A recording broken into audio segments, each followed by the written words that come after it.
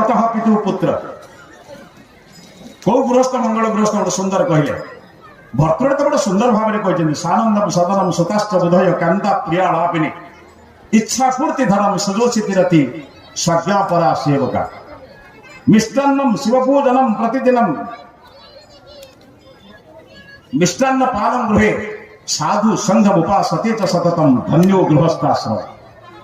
सही गृहस्थाश्रम धन्य आसंतु आपण घरे होउछि त जो घरे सांगरे भजन हुए सांगरे भोजन हुए से घर केबे विभाजन हुए आपण घरे सांगरे भोजन हुए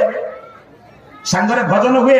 प्रातः काल उठी समस्त आम बस गुरुंकर प्रार्थना करवा कर बापा माँ दीटा जेहतु दीक्षा नहीं बचे छुआ पिला कौन दरकार से कहीं उठे